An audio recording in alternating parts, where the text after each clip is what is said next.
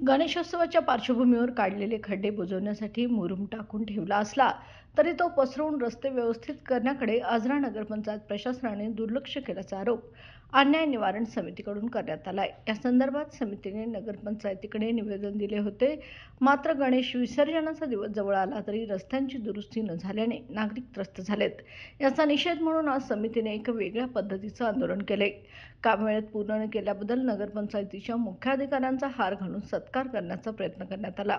या अनोख्या आंदोलनाची परिसरात मोठी चर्चा सुरू आहे। नागरिकांचा आरोप आहे की रस्त्यावरून खड्डे व मुरुम न पसरल्यामुळे वाहतूक व पायी जाणाऱ्या लोकांना त्रास सहन करावा लागत आहे। समितीने प्रशासनाला इशारा दिलाय की लवकरात लवकर रस्ते दुरुस्त न झाल्यास पुढील काळात आणखी तीव्र आंदोलन छेडले जाईल। ताराणूसाठी प्रतिनिधी हसन तकीलदार, आजरा। साहेबांना एक अन्याय निवारण समितीतर्फे निवेदन दिलं होतं की गणपती येतोय, गणपतीला घेऊन जातेवेळी खड्डामुक्त रस्ते असावेत, एवढं सांगून पण या सन्माननीय शिवसाहेबांनी दुर्लक्ष केलं आणि अजूनही उद्या विसर्जन आहे। आजऱ्यातील कुठेही खड्ड्यात बघितलं तर त्याच्या बाजूला ढीग मारून ठेवलं म्हणून दिसेल, पण पसरवायला यांना वेळ मिळाला नाही। त्यासाठी आम्ही त्यांचा सत्कार करण्यासाठी आलो होतो, पण ते इथं हजर नाहीत। म्हणून आज समस्त आजरेकरांच्या वतीनं आजऱ्यातील खड्डे पुढच्या 7-8 दिवसात जर नाही बुजवले तर ह्यावेळी हा फुलांचा हार आणलेला आहे, पुढच्या वेळी सांगता येत नाही।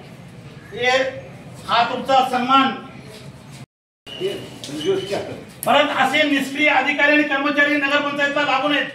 आमचा श्री गणेशाकडे प्रार्थना आहे की असे निष्क्रिय अधिकारी आणि कर्मचारी कमीत कमी आजरा शहराला लागू नयेत, ही एवढीच विनंती।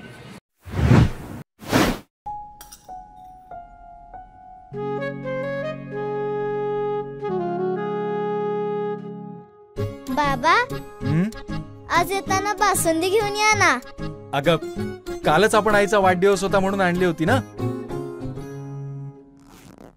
ऐकलं, गोकुळची बासुंदी पुन्हा खावीशी वाटतेय। खरं सांगू, मलाही खावीशी वाटतेय।